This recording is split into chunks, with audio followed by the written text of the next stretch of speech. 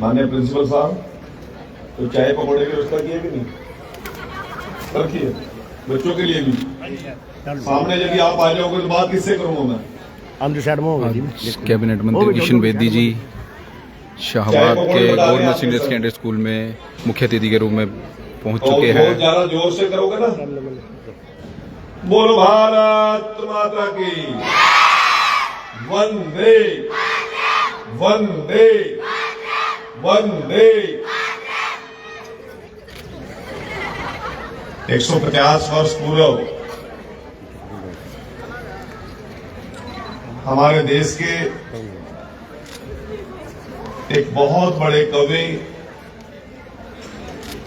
जिन्होंने वंदे मातरम गीत की रचना की, वंदे मातरम के 150 वर्ष मना रहे हैं। कितने वर्ष मना रहे हैं? 150। क्या हुआ था 150 साल पहले? वंदे मातरम गीत की रचना हुई थी। और आप सौभाग्यशाली हैं कि आपने आजाद भारत के अंदर जन्म लिया। आप भाग्यशाली हैं कि जब भारत विकसित भारत की ओर बढ़ रहा है, दुनिया के सर्वश्रेष्ठ देशों की गिनती में, तब आप युवा हो रहे हैं, जवान हो रहे हैं। देश के प्रधानमंत्री जी क्या कहते हैं कि 2047 में हमने देश को विकसित भारत बनाना है। जब आजादी के 100 साल होंगे तब भारत विकसित हो, और आप अंदाजा लगाइए कि 2047 में आपकी उम्र कितनी होगी उस समय? आज से 21 साल के बाद आपकी उम्र कितनी हो जाएगी? बता नहीं सकते? एक बताओ, कोई बताओ। आज आप कितने साल के हो? 12, 14, 16 और 21 कितने हो गए? 37 साल के। जब आप 37 साल के होंगे, देश आजाद होगा, कोई ना कोई आप में से यहां पर प्रोफेसर होगा, कोई आपके बीच में डीपीसी सर होंगे, कोई हिंदी और मैथमेटिक्स का लेक्चरर होगा, और कोई ना कोई आप में से कृष्ण बेदी की जगह मंत्री भी होगा।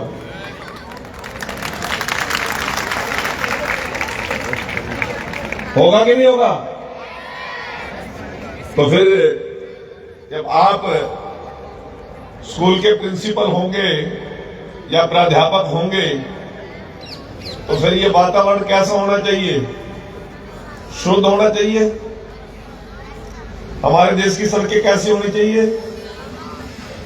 हमारा रेलवे सिस्टम कैसा होना चाहिए?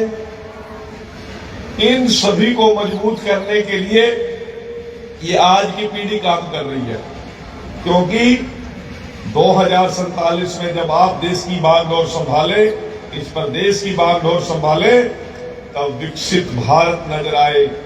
प्रोग्रेसिव नहीं, प्रोग्रेस भारत नजर आए।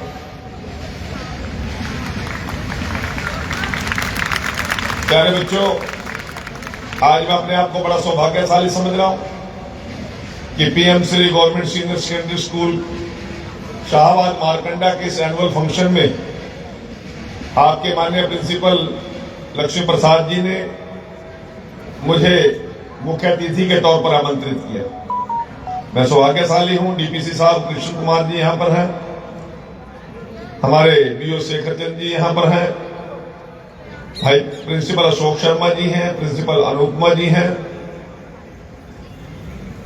यशपाल वधवा जी हैं जो चेयरमैन हैं एमएन कॉलेज के, मार्केट कमेटी के चेयरमैन कर्णराज तोर जी हैं, वाइस चेयरमैन त्रिलोचन हांडा जी हैं, राजेश चावला जी हैं, तिलकराज अग्रवाल जी हैं, राजेश सैनी जी हैं, डॉक्टर देसराज जी कश्यप खरीडवा यहां पर है, अरुण कंसल जी हैं, जगदीप सांगवान जी हैं, नरेंद्र सिंगला जी हैं, आशु गुप्ता जी हैं, बलदेवराज सेठी जी हैं।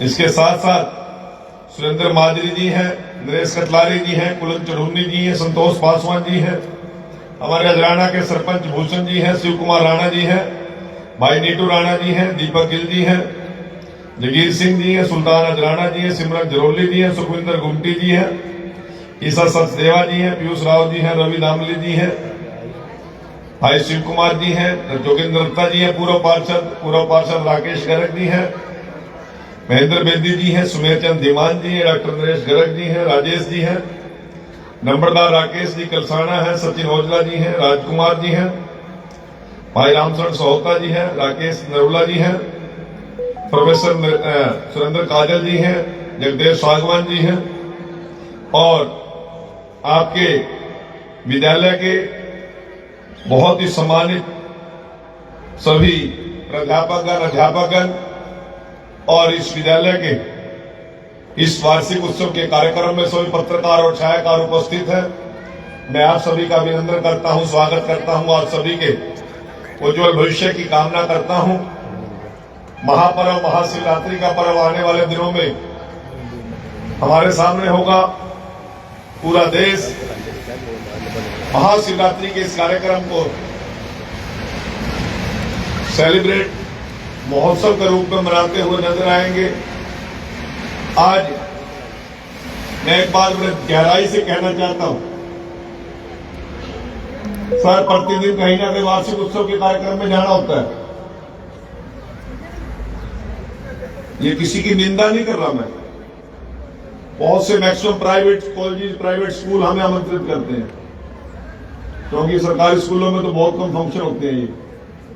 परंतु जितना आत्मिक संतोष सरकारी विद्यालय के वार्षिक उत्सव या किसी भी कार्यक्रम में शरीक होने के बाद मानसिक तौर पर अपने आप को मिलता है, शायद कहीं भी नहीं मिलता।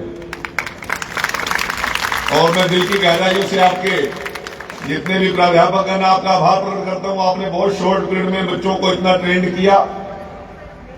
रागनी तो बेहतरीन रागनी थी, उसके साथ जो ग्रुप सॉन्ग था, लड़कियों का डांस था, वो भी बेहतरीन था। और आपके विद्यालय की उपलब्धियों से तो मैं पहले से परिचित हूं। मैं आप लोगों को एक विश्वास देने के लिए आया हूं। हमारी सरकार का परम उद्देश्य है कि हरियाणा प्रदेश के 2 करोड़ 82 लाख लोगों को शिक्षा, चिकित्सा और सुरक्षा, हमारा एक भी बच्चा शिक्षा से वंचित ना रहे, बेहतरीन शिक्षा मिले, इसकी चिंता नायब सिंह सैनी जी की सरकार करती है। मेरे प्रत्येक नागरिक को बढ़िया चिकित्सा मिले, बिना दवाई के कोई भी हमारा किसान, मजदूर, व्यापारी, कर्मचारी ना रहे, इसकी भी चिंता करती है। और कोई गुंडा तत्व मेरे किसान, मजदूर, व्यापारी, कर्मचारी, मेरी बहन बेटियों की तरफ आंख उठाकर ना देख सके, इसकी भी चिंता नायब सिंह सैनी जी की सरकार करती है।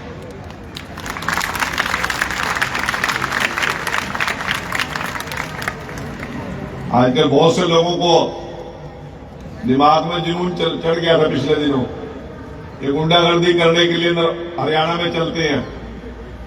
कुछ लोगों ने शुरुआत भी की थी, परंतु हरियाणा पुलिस के पास उनका बढ़िया जुगाड़ करने का सिस्टम है। और मैं आपके माध्यम से कहना चाहता हूं कि प्रत्येक बहन बेटी, किसान, मजदूर, व्यापारी, कर्मचारी, सभी को हम सुरक्षा की गारंटी देते हैं। किसी को चिंता करने की जरूरत नहीं। प्यारे प्यारे बच्चों, आपके मान सम्मान के लिए हमने बिना पर्ची और बिना खर्ची रोजगार की गारंटी देने का काम किया। हमने वादा किया कि किसी की भी योग्यता को नजरअंदाज नहीं होने देंगे। कोई भी व्यक्ति जिस योग्यता को रखता है, उसको उसी प्रकार की काबिलियत के हिसाब से रोजगार का संसाधन उपलब्ध कराना हमारी सरकार की जिम्मेवारी है। हमने बेटी बचाओ बेटी पढ़ाओ अभियान की शुरुआत करके जो हरियाणा प्रदेश में लिंगानुपात 830 से भी नीचे रह गया था, आज उसको 950 से ऊपर लेकर जाने का हमारी सरकार ने काम किया। बेटियों को कोख में कत्लगाह बना दिया गया था, बेटियों को कोख में मारा जा रहा था इस हरियाणा की धरती पर। परंतु नरेंद्र मोदी जी की सरकार ने विश्वास दिया कि हम बेटियों को कोख में नहीं मरने देंगे, उनको सम्मान पूर्वक जीने की हम गारंटी देते हैं। बेटी बचाओ बेटी पढ़ाओ ये केवल एक स्लोगन नहीं है, ये महिला सशक्तिकरण के प्रति हमारी सरकार का एक वादा है। और वो वादा भी इसलिए है कि जहां नारी की पूजा होती है वहां देवता भी बसते हैं।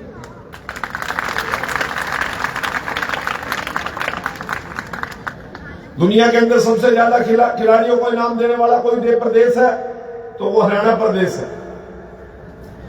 देश की सेनाओं में सबसे ज्यादा सैनिक भेजने वाला कोई प्रदेश है तो हरियाणा प्रदेश है।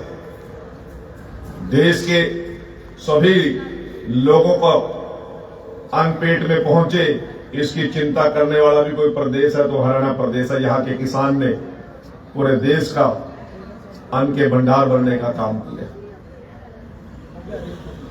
आज मैं आप लोगों को बताते हुए खुशी होती है, हरियाणा प्रदेश के खिलाड़ी दुनिया के अंदर भारत का परचम लहराते हैं और देश के सैनिक सीमाओं को सुरक्षित करते हैं। और सबसे बड़ी बात यह है कि आज वैज्ञानिक के रूप में भी भारत में हरियाणा के नौजवान ने, बहनों और बेटियों ने बहुत बड़ा स्थान प्राप्त किया। मैं बहुत आप सभी का सम्मान करते हुए अपनी वाणी को विराम देते हुए इन प्यारे प्यारे बच्चों के जहां उज्जवल भविष्य की कामना करता हूं। इनकी उनकी और तरक्की का बागडोर इन प्राध्यापकगणों के हाथ में है, परंतु आपकी चिंता की गारंटी मैं लेता हूं, आपको चिंतित नहीं रहने दूंगा। चाहे आपको कमरों की आवश्यकता है, आपको प्ले ग्राउंड की आवश्यकता है, आपके किसी भी फैसिलिटी जो विद्यालय में चाहिए उसको हम पूरा करके देने का काम करें। इन बच्चों को बढ़ते हुए भारत की तरफ आपने प्रेरित करके लेके जाना है और आपकी समस्याओं का समाधान हरियाणा सरकार का वजीर होने के नाते, मंत्री होने के नाते मैं आपको देकर जाऊंगा। गुरुजी बार बार कह रहे हैं बाल टाइलें लगनी है। गुरुजी आपके स्कूल की तो लाइट दूंगा मैं, अड़ी और की भी हाँ मत जरूर ला दूंगा। आपने जो जो मांग पत्र में मन में सोच के रखा सभी पूरी करके जाऊंगा। समय का अभाव है, परंतु आपके बीच में से जाने का मन नहीं है। मैं पुनः आप सभी को आभार प्रकट करते हुए, आप सभी को नतमस्तक होते हुए मैं अपनी वाणी को विराम देता हूं। वंदे मातरम। भारत माता की नहीं, भारत माता की, भारत माता की, भारत माता की। वंदे वंदे वंदे। धन्यवाद।